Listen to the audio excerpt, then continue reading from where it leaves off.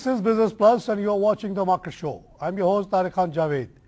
आज हम बात करेंगे लॉन्ग टर्म इन्वेस्टमेंट स्ट्रैटेजी पे और मेरे साथ मौजूद है राहिल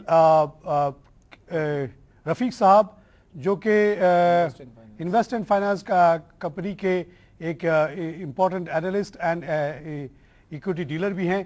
रफीक, हम लोग आमतौर से बड़ी बातें करते हैं शॉर्ट टर्म पे कि ये हो गया वो हो गया.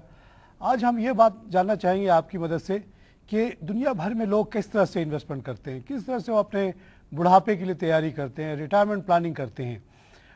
मैं 25 साल तक बाहर रहा हूँ. मैंने जो देखा है कि दुनिया भर में लोग हर आदमी जो 18 साल का होता है वो शेयर्स के अकाउंट भी खोलता है, साथ साथ बैंक के अकाउंट भी खोलता है और उस पर कुछ लॉन्ग टर्म स्ट्रेटजीज बना के आमतौर से वही चीज़ें जो वो इस्तेमाल करता है उस पर इन्वेस्टमेंट करता है.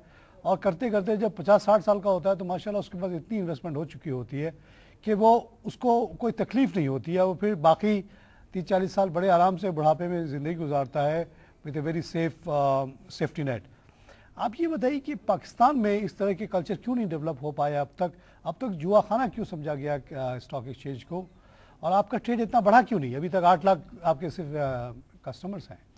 देखें, इसकी एक वजह यह भी है कि शायद ब्रोकेज साइड या वो इतना काम नहीं कर सकी उसके लिए जो मार्केटिंग उसे करनी चाहिए. ठीक है ना, उस लोगों तक उसे पहुंचना चाहिए. एक आप सिर्फ हमारी इक्विटी नहीं, अगर तो आप फंड्स भी देखें तो हमारे यहाँ फंड्स भी लोगों को इतनी हाउ नाउ इतना आइडिया नहीं है कि किस तरह उसे बाय किया जाता है, क्या उसकी एनएवी. ठीक है ना, उसकी वजह ये है कि हमने इस पर कोई ऐसा कोई काम नहीं किया. कोई अच्छा. हम एक ऐसे स्टेज या कोई एक जगह ऐसे नहीं बैठे कि उस पर उसके ऐसा फॉरम नहीं बनाया कि हम एक फॉरम पर बैठ के ऐसा कोई काम करें या ऐसी कोई टीम बनाएं या ऐसे कोई लोगों को एक्वायर करें जो स्पेशली इस चीज की मार्केटिंग करें कि देखें ये जुआ नहीं है. आपकी जिंदगी का सवाल है, बिल्कुल का सवाल है. जब आपके बेटे और बेटियां और बीवी सब छोड़ के चली जाएंगी तब भी आपको जिंदा रहना है. बिल्कुल रहना है. आपने खाना है, आपको खाने के लिए खाना चाहिए, आपको पहनने के लिए कपड़े चाहिए, आपको इलाज के लिए डेफिनेट 50 हमारे यहाँ पॉल्यूशन का तो ये हाल है कि 35 के बाद बीमारियां स्टार्ट हो जाती हैं. ठीक है ना, तो वो 50 में मरने की तैयारी शुरू हो जाती है. कोई आदमी 80-90 से पहले मरता है तो उसको लूजर कहते हैं. बिल्कुल. और वो इसी तरह में कहीं चाइना वही होता है जो सेव नहीं करता. अपने आप को मेंटली वैसे ही वो इतना डिसअपॉइंट हो चुका होता है अपनी फैमिली से या अपने बच्चों से कि उसे वैसे ही जीने की चाह खत्म हो गई होती है. ठीक है ना, तो इसकी एक बेसिक रीजन ही यही है कि मनी. ठीक है, आपके पास पैसे नहीं है, आपके पास खाने के लिए रोटी पैसा नहीं होता ना तो सब छोड़ देते हैं. और जिस तरह अच्छे वक्तों में सब साथ होते हैं. बिल्कुल अच्छे वक्त में वही बच्चे जो हमें कह रहे होते हैं कि अब्बू से हमारे अच्छे कोई नहीं है. बच्चे ने पढ़ लिया लिख लिया अपने जगह खड़ा, अब आपको उसको आपसे क्या मतलब है? बिल्कुल, वो उसका काम नहीं. हमें या तो आपकी दौलत से उसको मतलब है अगर आपके वो बहुत दौलत है, otherwise I don't think there is any connection. है ना, आप देखें ना हमारे जितने सेंटर्स हैं, जितने एनजीओ जो काम कर रहे हैं, आप देखें हाउसफुल हैं और वो ओल्ड पीपल से. ठीक है ना, उसका रीजन ही बहुत बड़ा इसका एक बहुत बड़ा और ये बढ़ता जाएगा. आप देखिए बिल्कुल जैसे जैसे मेटेरियलिज्म आएगी, जैसे जैसे लोगों के ख्वाहिशात में इजाफा होगा, उनको बेहतर से बेहतर मोबाइल चाहिए, बेहतर से बेहतर एलसीडी चाहिए, बेहतर से बेहतर गाड़ी चाहिए. माँ बाप तो फिर सेकेंडरी हो जाते हैं ना. बिल्कुल हो जाते हैं सेकेंडरी. और जिस बच्चे की माँ बाप ने उसकी नीड पूरी नहीं की तो वो फिर माँ बाप भी उसे अच्छे लगना शुरू नहीं होते ना. अब वो जब एक शादी हो जाती है या एक अपनी फैमिली शुरू हो जाती है तो लगता है कि अब जी मुझे इसे पालना सवाब है. हाँ. और माँ बाप की मुझ पे कोई जिम्मेदारी नहीं है, मेरा कोई काम नहीं है. वो है ना एक छोटी सी मिसाल के एक माँ बाप मिलकर 8 बच्चों को पाल लेते हैं और 8 बच्चे मिलकर एक माँ बाप को नहीं पाल सकते. तो ये एक बहुत बड़ा रीजन है. तो इसके लिए जो है ना, इसी के लिए दुनिया के अंदर जो इन्वेस्टमेंट और जो लोगों को मोटिवेट किया जाता है, जो ग्रो किया जाता है कि देखें आप अपने लिए भी कुछ बनाएं. ठीक है ना, अपने लिए भी कुछ करें, अपना फ्यूचर का भी सोचें. ठीक है, उसी के लिए कि आप जरूरी नहीं है कि आप कोई मिलियन का पोर्टफोलियो बना लें. नहीं, हर आदमी की अपना लेवल होता है. बिल्कुल. लोग कहते हैं ना मिलियन करोड़. भाई आप एक शेयर खरीदें. एक आपको मिल रहा है इस वक्त 32 रुपए का, आप 32 रुपए का एक शेयर खरीदे, खामोशी से खरीद के अपने पोर्टफोलियो में डाल दें. राहिल साहब के पास जाएं, जाके अकाउंट खोलें, जितने का भी खुलता है एक एक करके आप ऐड करते चले जाएं, करते ही चले. बेचने का कोई सवाल पैदा नहीं होता. वन साइडेड ट्रैफिक होनी चाहिए. 4 रुपए के आपका बंदा चला गया, जब आप 60 साल के हुए तो आपके पास ठीक ठाक खामोशी से अकाउंट में पैसे गिर रहे हैं. बिल्कुल. और जो डिविडेंड आ गया तो अच्छी बात, वो बोनस आ गया तो अच्छी बात है, नहीं आया तब भी अच्छी बात है. उसका कोई जिक्र भी ना करें किसी से, बिल्कुल बेहतर है. वो एक ऐसी सिक्रेसी हो जो इसका अपना पोर्टफोलियो. हाँ, ठीक है ना. इसमें उसे 2 चीजें होनी चाहिए. देखिए तारिक साहब, एक तो उसे लालच नहीं आनी चाहिए, दूसरा ये कि उसके जहन में कभी ये पैसे आने ही नहीं चाहिए, ठीक और है? उसको खौफ भी आना नहीं चाहिए। हाँ, मार्केट खौफ अगर भी, गिर गई तो मार्केट- गिर गई। उसका उस चीज से कोई मैटर ही ना हो। हाँ, उसको सिर्फ हाँ, नंबर से मतलब हो। बिल्कुल अच्छा देखिए, आपको शेयर आज 32 रुपए का या 34 रुपए का है, जब ये मार्केट गिरी थी तो 12 रुपए का मिल रहा था। बिल्कुल मिल रहा है, डिविडेंड उस वक्त भी 3 साढ़े 3 मिल रहा था, अभी भी मिल रहा वही है। मिल रहा डिविडेंड पे कोई कमी कोई आई? कमी नहीं है। 32 पे भी उतनी, 12 पे भी उतनी। बिल्कुल। जिसने 12 पे उठा लिया आज वो कितना खुश नसीब है। हाँ, बिल्कुल ना। आप देखिए 6.5 रुपए तो उसने 6.5 रुपए तो इस साल का डिविडेंड वो खा चुका है। 12 रुपए का चीज पे 6.5 रुपए उसको मिल चुके ठीक है। एक साल में। बिल्कुल एक साल में 6.5 रुपए। तो और अब उसको 8 में भी मिले हैं, 9 में भी मिले। डिविडेंड तो नहीं रुकता ना नहीं रुकता। आपको का मिसाल के तौर पे, बिल्कुल, बिल्कुल। क्योंकि उनका तो कारोबार चल रहा जस्ट है। Like a bond. देखिए आप भले मार्केट में दुनिया में कुछ भी होता रहे, बिजली बिक रही है, बिल्कुल उनको गारंटीड प्राइस पे फ्यूल मिलता है, मिल रहा है। उनको गारंटीड प्राइस पे गवर्नमेंट परचेज करती है, तो उनको लॉस कैसे होगा? नहीं हो सकता ना। बताइए। नहीं, और इनका जो बनाया हुआ सिनेरियो है, जो प्रोफाइल है, इनको ये लूज कर ही नहीं सकते, ठीक है ना। ये दोनों कंपनी नहीं कर इसी तरह फर्टिलाइजर को ले लीजिए, फर्टिलाइजर की कंपनीज, फर्टिलाइजर को सबको पता है शॉर्टेज है, इंपोर्ट हो रहा है at a very high price. हमारी जो लोकल प्रोडक्शन जो बिक रही है वो 1600 की बिक रही है, इंपोर्टेड 2400 की आ रही है। गवर्नमेंट सब्सिडी दे रही है to save the agriculture. 40% profit तो कहीं नहीं गया हो। If you buy fertiliser company you become share holder in the 40% profit. और किस कारोबार में इतना प्रॉफिट आपको? कहाँ आपको इतना रिटर्न कहाँ मिलेगा? अगर आपने एक अच्छा पोर्टफोलियो बनाया है, वही तारिक साहब आपकी वाली बात कि जरूरी नहीं है कि आप 10,000 शेयर ही बाय करें, 1000 शेयर बाय करें। आप तो आपने अलाउ कर दिया ना एक शेयर खरीदना। बिल्कुल। आप इससे अच्छी और क्या मार्केट आपको चांस देगी कि एक शेयर भी अलाउ इस मार्केट में लेना, ठीक है ना। तो आपके पास 20 रुपए आपने एक बस का पैदल चल लिए, बस का किराया बच गया, एक शेयर खरीद लिया कि यार एक शेयर मेरे लिए बाय कर। और अब आप यकीन करें, मैंने ऐसे क्लाइंट्स देखे हैं जो ये लॉन्ग टर्म प्लानिंग कर रहे हैं, लेकिन इसे और हमें हाईलाइट करने की और इसे मोटिवेट करने की, लोगों को समझाने की कि देखें, अगर हम अपने नेबर में देखें, स्पेशली फॉर इंडिया, ठीक है ना, इंडिया ने इस चीज को बहुत मोटिवेट किया है। लोग बहुत ज्यादा फंड को फॉलो करते हैं, ठीक है। अब एक मैं इंडिविजुअल हूँ और मैं एक बिजनेसमैन हूँ या मैं एक जॉब करता हूँ, ठीक है ना, मुझे नहीं पता स्टॉक मार्केट में क्या हो रहा है, क्या इन क्या आउट है, ठीक है। मैं एक अच्छे फंड का बाय कर लेता हूँ कि ठीक है, ये फंड मेरे लिए बिजनेस कर रहा है, या इस फंड में मैंने इन्वेस्टमेंट कर दिया, मुझे पता है फंड अच्छा है, ये करता रहेगा, ठीक है। अदर एक ये चीज होगी।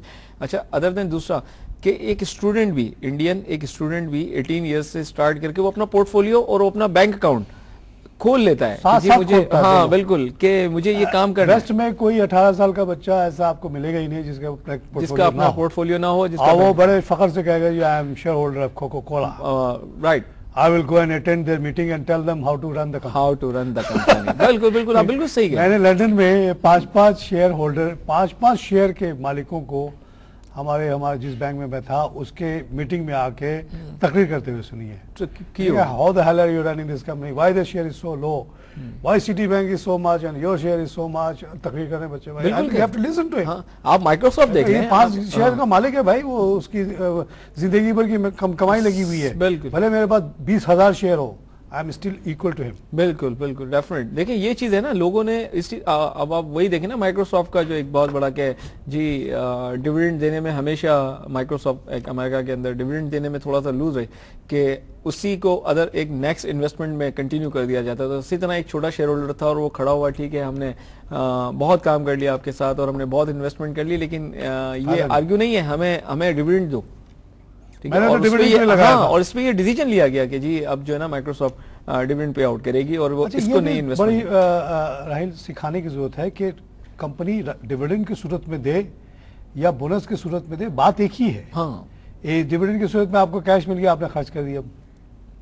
जब वही बोनस देती है तो वो आपके बेसिकली जो प्रॉफिट हुई है उसको प्लाउ बैक करती है। बिल्कुल। कंपनी ये कहना चाह रही है कि जी हमें आप पैसा हमारे पास ही रहने दें, इसको हम मजीद अच्छे कंपनी के एक्सपेंशन में इस्तेमाल करके आप ही के इन्वेस्टमेंट को हम आगे बढ़ाएंगे। बिल्कुल। तो अगर आपको इमीडिएट किचन की नीड नहीं है, आप कहेंगे वेलकम, व्हाई नॉट। इसीलिए जब पोर्टफोलियो आप बनाते हैं तो you have to find out through experts like you कि ये बताइए कि कौन सा डिविडेंड गिविंग कंपनी है, कौन सा बोनस गिविंग कंपनी है। जैसे शेल ने कहा कि जी हम 25% डिविडेंड बोनस दे रहे हैं, चले वेल एंड गुड। तो आप ऐसे लोग कंपनी को एडवाइस करेंगे कि आप ये इस तरह के शेयर, ये कंपनी है जिनकी पॉलिसी यही है कि डिविडेंड दे के मामला खत्म, इनका शेयर बढ़ेगा नहीं लेकिन डिविडेंड हर साल मिलेगा। डिविडेंड हर साल। देखिए इसके लिए तो सबसे पहले स्पेशली हपको एंड कैपको है, ठीक है ना, डिविडेंड पे आउट से, क्योंकि इनके यहाँ पैसों का कोई इश्यूज ही नहीं, ठीक है, इनको मजीद एक्सपेंशन करना नहीं, इनको मजीद एक्सपेंशन करना जो नहीं, कमाओ बांट दो, ठीक है ना, जो कमाओ बांट, ठीक है। तो अगर जिसने डिविडेंड पे आउट से लेना हो तो वो हबको और कैपको बेस्ट देख सकता है, ठीक है। अगर आप बोनस की तरफ आते हैं तो सबसे बड़ा सेक्टर है हमारा बैंकिंग, क्योंकि बैंकिंग की एक बेस ये है कि एसबीपी वो अपने लॉस को जो इनको टारगेट्स हैं वो मीट करने हैं, कैपिटलाइजेशन मीट्स करनी है, तो वो बोनस देना। यहाँ पे हम देख लेते हैं। नाज़रीन, हम लेंगे एक छोटा सा ब्रेक के बाद फिर हाजिर होते हैं।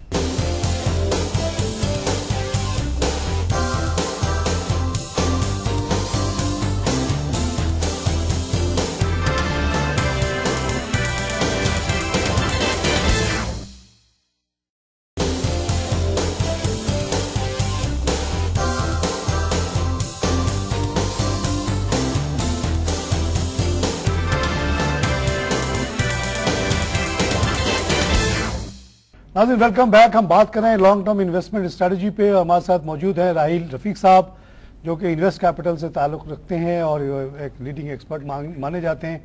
हम बात आज ये करना चाह रहे हैं, आम शेयर्स के डिस्कशन से हटके, कि किस तरह पूरी दुनिया में लोग अपने लॉन्ग टर्म प्लानिंग करते हैं, अपने बुढ़ापे के लिए ख़ासतौर से, अपने रिटायरमेंट के लिए तैयारी करते हैं, कैसे वो इन्वेस्ट करते हैं, किस तरह की कंपनीज में करते हैं।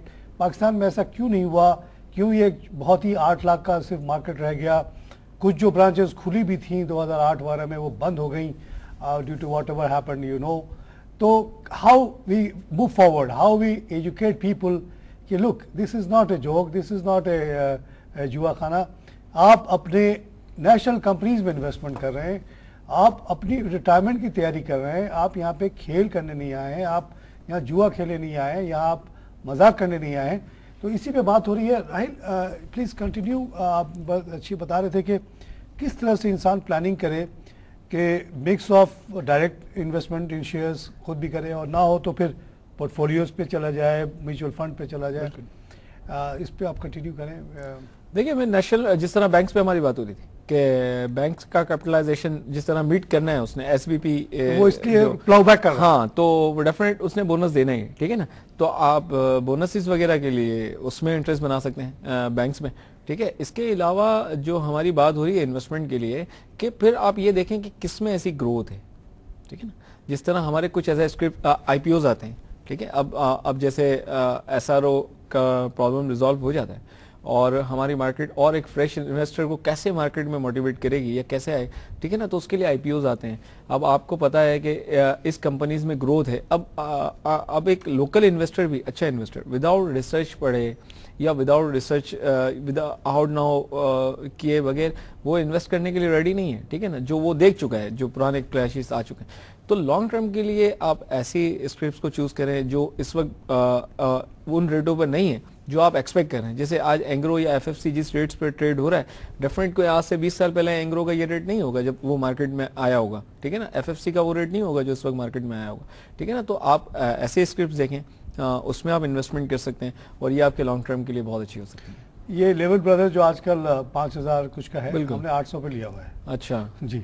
और बोनस डिविडेंड आप देखें ना, आप खुद एमसीबी हमने 50 रुपए का लिया, बिल्कुल, और उसका अगर हमने 100 शेयर लिए थे वो 1000 हो चुके, और उस पर जो हमने डिविडेंड कमाया वो खा गए, और वो नंबर ऑफ शेयर्स बढ़ गए, और शेयर की वैल्यू भी 50 से बढ़ के 200-250 रुपए हो गए। तो ये है लॉन्ग टर्म इन्वेस्टमेंट के बेनिफिट्स कि आप चाहे बैंक में हो, चाहे आप लीवर ब्रदर जैसे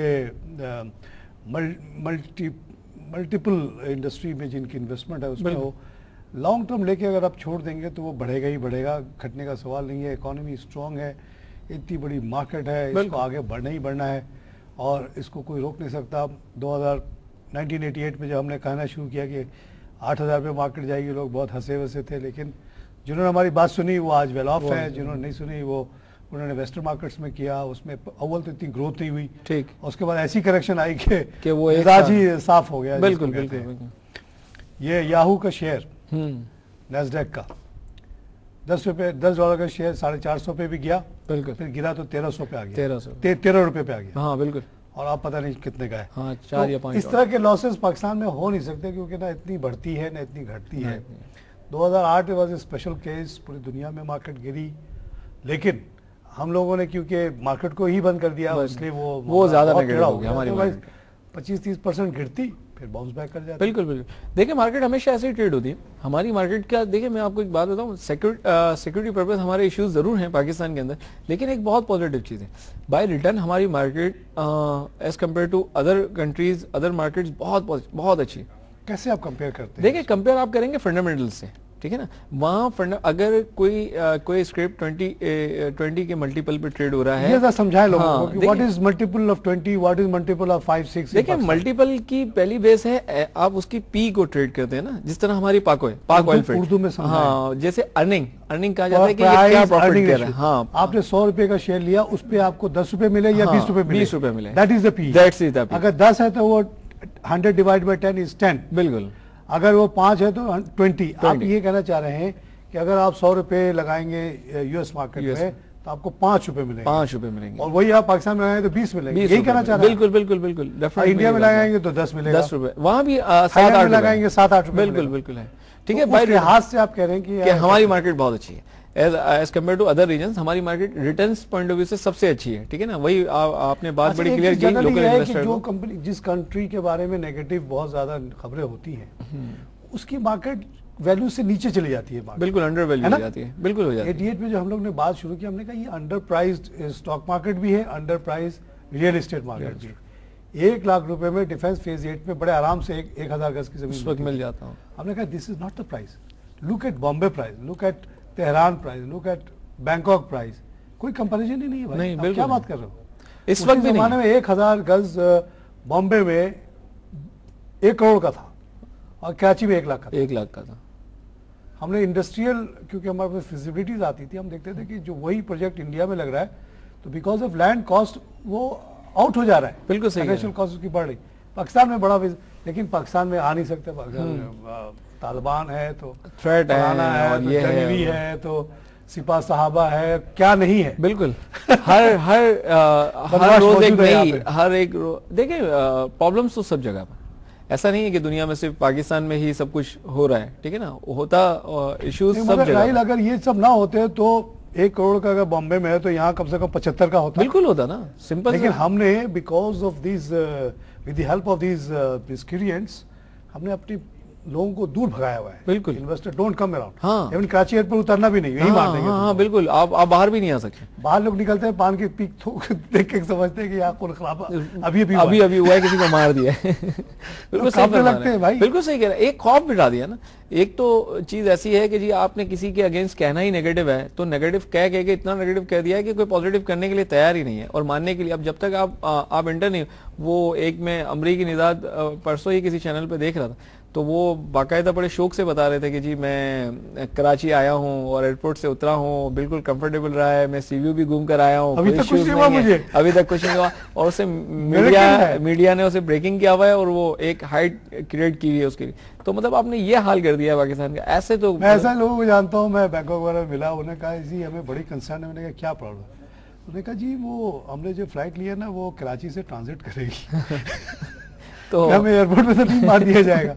सही ये हाल कर दिया। बिल्कुल। आप तो थाईलैंड की बात कर रहे हैं, कम्पेयर टू दुबई। आप दुबई जाएं तो दुबई में आपसे जो आपके अपने पाकिस्तानीज मिलेंगे, वो आपसे कहेंगे यार कि स्लूड है, आप कैसे रहते हो पाकिस्तान में? यार कैसे रहते हो, मतलब क्या ऐसा क्या हो? 2 करोड़ लोग रह रहे हैं, अगर इतनी खतरनाक जगह थी तो आबादी खत्म हो जाती। बिल्कुल खत्म हो जाती। तो ऐसा तो कुछ नहीं है। हाँ, कुछ चीजों को हाइट ज्यादा क्रिएट कर दिया जाता है। तो ये 2 करोड़ की आबादी में अगर 2-4 मामला होते हैं जो कि हर हाल में होंगे, लड़कियों के चक्कर में होता है भाई, एक ही लड़का एक लड़की है, 2 लड़के इसके पीछे पड़े हुए तो एक दूसरे को मारे। बिल्कुल हो जाता है। तो जायदाद के ऊपर होता है, बहुत भाई को मारते हैं, ये बिल्कुल फैक्ट हर जगह होता है। तो जहाँ जितनी ज्यादा नंबर होगी उतनी ज्यादा ही केसेस होंगे। बिल्कुल। लेकिन उसको इतना हाईलाइट करना, indeed there are some organised things, जैसे हमने 2-4 लोगों का नाम लिया, उसको हम इंशाल्लाह टैकल कर रहे हैं, वो खत्म हो जाएंगे इंशाल्लाह, ये वक्त की बात है। तो अच्छा ये बताइए कि स्टॉक को हमने कवर कर लिया, आपने कुछ ऐसे आइडेंटिफाई कर दिए, dividend yielding, long term growth yielding, उसके अलावा म्यूचुअल फंड्स में हम जाएं तो what should be the criteria of choosing them? देखिए इसकी सबसे बड़ा आपको ये देखना चाहिए कि देखिए अगर हिस्टोरिकल बैकग्राउंड, स्टॉक बैकग्राउंड आपको जरूर देखना चाहिए। सेकंड ये कि फंड्स की एक सबसे जो अगर एक फ्रेश इन्वेस्टर है तो उसके लिए एडवांटेज है, उसका पोर्टफोलियो देख सकते हैं।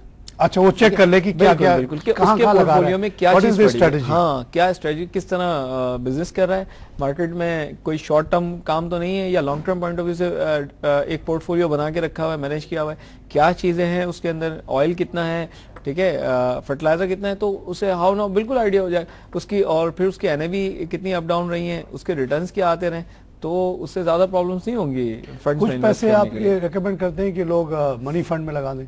मनी मार्केट, हाँ वो भी सेफ है, मनी मार्केट भी सेफ है, लेकिन मनी मार्केट देखें, मनी मार्केट में आप बताऊं दुनिया के अंदर डिस्काउंट रेट्स हमसे नीचे है, ठीक है, कोई भी इस वक्त अगर आप कंट्रीज देखते हैं हम 12 पे हैं, और ज्यादातर कंट्रीज जो एक कामयाब मुल्क कहे जाते हैं वो 10 के नीचे सिंगल डिजिट में ट्रेड हो रहे हैं, ठीक है, तो वहाँ लोग नेशनल सेविंग या बैंकों की तरफ जाना थोड़ा सा कम, वो अदर दूसरी साइड ज्यादा ढूंढते हैं, इसलिए कि तो वहाँ बहुत कम मिलता है, ठीक है ना, 4% 5%, तो वो यील्ड कुछ भी नहीं बनती, उसकी रिटर्न कुछ भी नहीं बनता, तो वो या स्टॉक की तरफ जाता है या वो मनी मार्केट चला जाता है या वो फंड की तरफ आता है, ठीक है।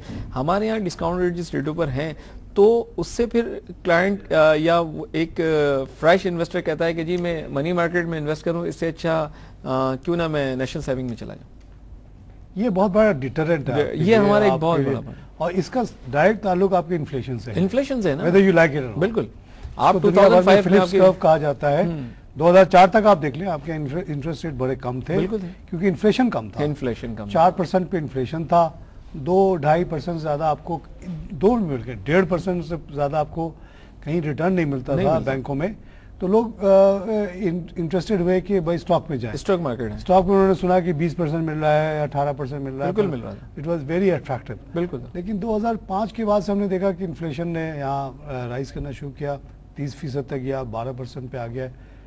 ये स्टॉक मार्केट को बुरी तरह से हर्ट करता है, इकोनॉमी को टोटल बड़ी बुरी तरह हर्ट करता है। जिस तरह की हमने बैंक लेंडिंग देखी उस दौर में, बिल्कुल, जब इन्फ्लेशन लो था, जब 8% पे लेंडिंग हो रही थी, हर आदमी ने गाड़ी, टीवी, एसी खरीद डाला, पैंट और शर्ट भी उससे शर्ट भी लोगों ने खरीदे, क्रेडिट कार्ड की मदद से या लोन लेके, ठीक है कि सर आप बनवा लें, आप बनवा लें, वो पीछे पड़े होते थे कि मेरा भी कार्ड ले लें, उसका भी कार्ड ले लें, क्योंकि हमारे यहाँ लिक्विडिटी का प्रॉब्लम, हाँ कहाँ गया, बिल्कुल सही है। कहते उस दौर में जितनी लेंडिंग हुई उससे पहले 60 साल में नहीं हुई थी, नहीं हुई ना। आप सिर्फ एक मैं किसी बैंक या किसी पर्टिकुलर कि उसने सिर्फ क्रेडिट कार्ड का जो एनपीएल लिया है वो 1.5 बिलियन है जो हिट आई है उसे, सिर्फ क्रेडिट कार्ड तो कितना बड़ा तो आप अंदाजा लगाएं कि कितना कार्ड यूज हुआ होगा और किस तरह लोगों ने जो है ना वो मिस यूज किया है उस कार्ड को, कि वो बहुत बुरा हाल हुआ है। तो उसी का जो उसके बाद आपके इन्फ्लेशन, जिस तरह इन्फ्लेशन के नंबर बढ़ना शुरू हुए, आपके स्टॉक ने परफॉर्म करना छोड़ दिया, स्टॉक ने भी परफॉर्म करना छोड़ दिया, साथ साथ आपकी जो लेंडिंग थी वो भी रुक गई, और लिक्विडिटी हो गया। एनपीएल इसी वजह से हुआ कि लोगों ने तो 8% का assumption पे लिया था ना, बिल्कुल, उनको क्या पता था कि 30% पे इंटरेस्ट जाएगा, तो उस पे वो एनपीएल शुरू हो गए। तो आप अगर देखिए तो core of all problem is inflation. Ideally जैसे दुनिया में है, इन्फ्लेशन शुड बी 0 और से 1 or 2%, ठीक। अगर ये किसी तरह से फिर से हम री इंजीनियरिंग कर लें तो there is no limit to this economy. देखिए इन्फ्लेशन भी आपका कंट्रोल जब में आएगा ना, देखिए इसकी भी एक बेसिक वजह आपका डॉलर, ठीक है, डॉलर आप देखें उस वक्त किस रेट पे ट्रेड हो रहा था, आज कहाँ ट्रेड हो रहा है, ठीक है, हम 60-62 देख रहे थे, आज 90-92 देख रहे हैं। अदर देन इसके अलावा ऑयल, ठीक है, फिर इंटरनेशनल उस वक्त जो हमारे इन्फ्लेशन के नंबर बढ़े हैं वो इंटरनेशनली पूरी कमोडिटी में तेजी आई थी, पूरी दुनिया में कमोडिटी महंगी हुई थी, तो वो कमोडिटी का इफेक्ट हमारे इन्फ्लेशन पे भी है नंबर्स में। सही कह रहे हैं।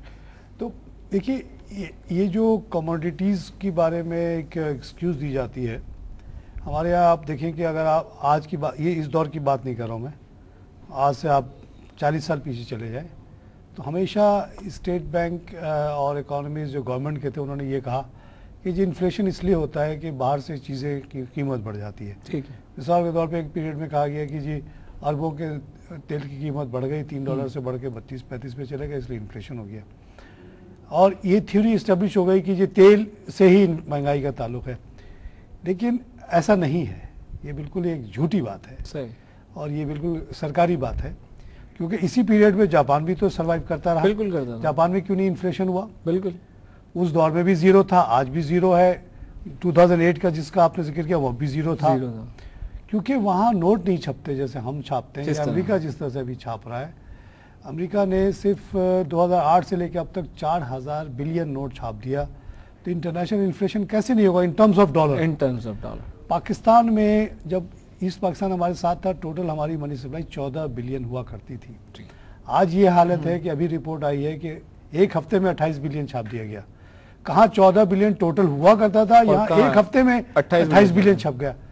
क्या नीड आ गई है 28 बिलियन छापने की, आप बता सकते हैं आप मुझे? कोई रीजन नहीं है। नहीं है, कोई रीजन नहीं है। देखिए क्रंच है इस गवर्नमेंट में तो स्पेशली कुछ ज्यादा ही रहा है, ठीक है ना, और लिक्विडिटी क्रंच तो आया है पाकिस्तान में। जब नोट मार्केट में आएगा तो वो घूमेगा, बिल्कुल घूमेगा, 4 दफा घूमेगा, महंगाई पैदा ऑटोमेटिकली बढ़ती जाएगी। जापान में डेली बोरिंग करेंगे तो ये पोजीशन बिल्कुल सही कह रहे हैं। इन्फ्लेशन होना एक कुदरती चीज नहीं है, गैर कुदरती चीज है, एक बीमारी है। अब बीमारी का कॉज है नोट छापना। नोट ना छापे आप फिर महंगाई करके देखिए ना, मैं चैलेंज देता हूँ स्टेट बैंक को आप पाबंद कर दे कि आप मजीद नोट नहीं छापना, फिर महंगाई करके दिखा दे। आप देखें ना हमारे यहाँ जो मिनिस्टर्स और गवर्नर्स चेंज हुए हैं वो सबसे ज्यादा इकोनॉमिक साइड पर हुए। देखिए शाहिद कारदार साहब का किरदार, उससे पहले जो आए खामोशी से चले गए। आपके बैंकर फाइनेंस मिनिस्टर बने, वो खामोशी से उठ के चले गए। बाद में कहने लगे जी इन्होंने हमसे नोट छपवा लिया 1200 बिलियन, ठीक है, और हमने आईएमएफ को कहा था कि जीरो हम करेंगे, जीरो करेंगे। 700 बिलियन था जब ठीक है, वो जो रिक्वायरमेंट्स आईएमएफ की जो आपने खुद दिया था ना, बिल्कुल बिल्कुल एज ए गैरतमंद कौम आपने कहा था कि जी 700 बिलियन की बोरेंगे, हम इसको कम कर देंगे, कम करें। और हुआ भी कम। शौकत तरीन साहब के दौर ही में 2009 में 350 बिलियन पे नोट आया बोरिंग, लेकिन उन्हीं के दौर में खामोशी से ये 1200 पे चले गए, वो खामोशी से चले गए। उनको खामोशी से नहीं जाना चाहिए था, इसको एक पब्लिक इश्यू बनाना चाहिए था। रजा साहब जो हमारे गवर्नर थे, उससे पहले जो शमशाद थी, वो भी खामोशी से चले गए।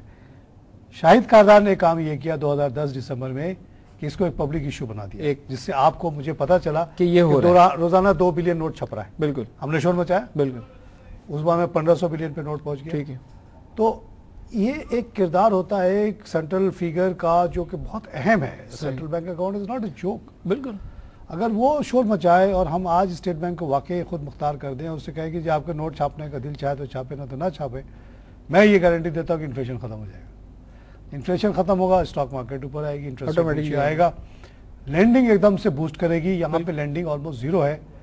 दुनिया में 90% लोगों ने बोरो किया हुआ है। तो अगर हम 10-20% बोरो कर लेंगे तो क्या जुल्म हो जाए? कुछ जुल्म नहीं होगा, कोई बड़ी बात। स्टैंडर्ड ऑफ लिविंग बढ़ जाएगी और बैंकों के आसमान प्रॉफिट करेंगे, बिल्कुल आ जाएंगे। आप देखें ना इस कंडीशन में हमारे बैंक्स के प्रॉफिट्स तो देखें आप इस साल के आउटस्टैंडिंग प्रॉफिट्स 7% मार्जिन, ठीक है, लेकिन अभी consumer lending is zero. Consumer lending is zero. दुनिया में आप जाके देख लीजिए, मैं जिस बैंक में काम करता रहा हूँ 30-40% हमारी प्रॉफिट जो आता था वो कंज्यूमर लेंडिंग से। कंज्यूमर लेंडिंग, सिटी बैंक का देख लें आप बैलेंस शीट, हांगकांग शंघाई का देख लें, सब कंज्यूमर लैंडिंग या रियल एस्टेट लैंडिंग से कमा रहे हैं। सही है, कॉर्पोरेट में इतना नहीं है कमाई। नहीं, आप सही कह रहे हैं, बिल्कुल हम कॉर्पोरेट की तरफ ज्यादा चले गए। कॉर्पोरेट में मार्जिन नहीं होता, मार्जिन नहीं, क्योंकि कंपटीशन होता है। बिल्कुल डेफिनेट सी बात है। तो यही इन्हीं चीजों का इम्पैक्ट आया ना जी, बिल्कुल। इस पे जो है ना गवर्नमेंट को कुछ ना कुछ कोई इंसेंटिव लेना होगा, कहीं ना कहीं किसी ना किसी लेवल पे कोई इंसेंटिव लेना होगा। अगर उन्होंने एक long term point of view से सोच के चलना है। देखिए अब तो सेनेट हो गया, सही है, सेनेट इलेक्शन हो गए और 2/3 मेजोरिटी पीपल्स पार्टी को मिल गई, आगे लॉन्ग टर्म अब इलेक्शन होने, ठीक है ना। तो अगर इन्होंने भी लॉन्ग टर्म काम करना है तो आवाम को भी रिलीफ देना पड़ेगा। बिल्कुल बिल्कुल। इससे पहला रिलीफ जो है ना स्टेट बैंक के, आप कहते हैं कि जी हमने इंडिपेंडेंट किया इनको, बिल्कुल। अब जैसे बैंक ऑफ जापान जिस तरह से काम करता है, बैंक ऑफ जर्मनी जैसे करता था, अब वो बंडस बैंक जो था वो अब तो यूरोपियन बैंक हो गया। यूरोपियन बैंक को कोई भी पुश नहीं कर सकता कि आप नोट छापो या ना छापो। ठीक है, जो जापानी सेंट्रल बैंकर है उसको आप 10 दफा गोली मारेंगे तब भी वो नोट नहीं छापेगा। कहता नहीं जी मैं नहीं छापता हूँ, ये मेरी ड्यूटी में शामिल नहीं है। कितनी दफा मारोगे? मैं आके अपने आप को गोली मारता हूँ टीवी पे सबके सामने कि जी मुझे उन्होंने ऑर्डर दिया। हमारे यहाँ दूसरा सिस्टम है ना तारिक साहब, हमारे यहाँ ये है कि जिसने कोई इनिशिएटिव ले लिया तो लोग उसे पागल कहना शुरू कर देते हैं। कारदार साहब के साथ हुआ ना बेचारे के पास, उनको हटा दिया गया 6 महीने। यही कहने का मतलब है ना कि लेकिन हम उनको सलूट करते, उनके करेज को सलूट करते। एक उन्होंने डिबेट तो क्रिएट कर दी, कम से कम ये लोगों को पहुंचाया है तो सही। हाँ, और उन्होंने उस जब वो फेडरेशन में वो तकरीर कर रहे थे, उन्होंने जो सबसे अहम बात कही वो ये कही कि 80% रिलेशनशिप जो है महंगाई का नोट से है, 20% की उन्होंने गुंजाइश छोड़ दी। 80%।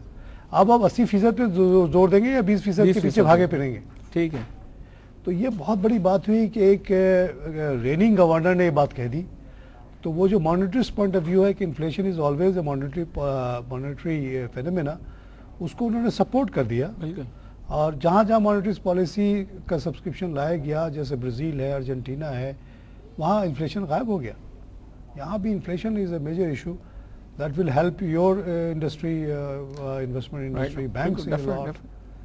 अच्छा, ये इसके अलावा आप एज ए यंग मैन, आप की ज़ाहिर है बड़ी नज़र है, आप दिन रात इसी काम में हैं।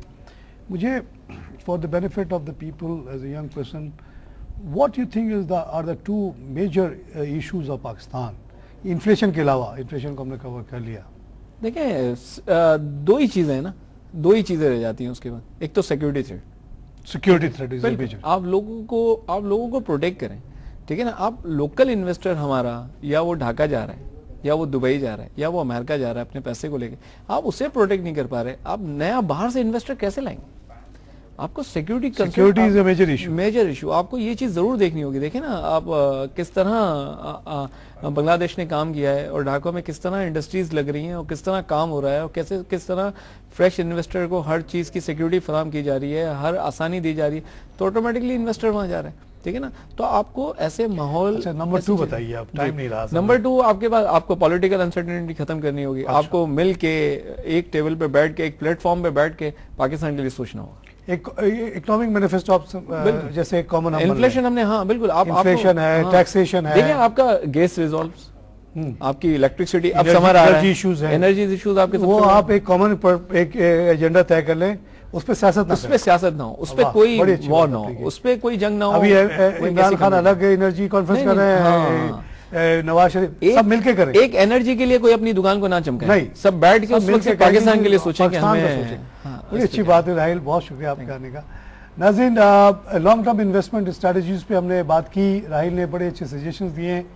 उन्होंने कहा कि हर आदमी जो 18 साल का हुआ है उसको आखिर में बूढ़ा होना है, तो उसको आज से प्लानिंग करनी चाहिए और किसी पे भरोसा नहीं करना चाहिए। अपने आप को बचाने के लिए उसको चाहिए कि एक एक दो दो शेयर करके वो इन्वेस्टमेंट करे। कोई अगर शेयर में डायरेक्ट इन्वेस्टमेंट नहीं करना चाहता तो उसको चाहिए कि किसी अच्छे म्यूचुअल फंड में चला जाए। म्यूचुअल फंड में जाने के लिए वो देख ले कि उनका जो ब्रेकडाउन है इन्वेस्टमेंट का, उनकी स्ट्रेटजी किस तरफ है, किस तरफ वो ज़्यादा लगा रहे हैं।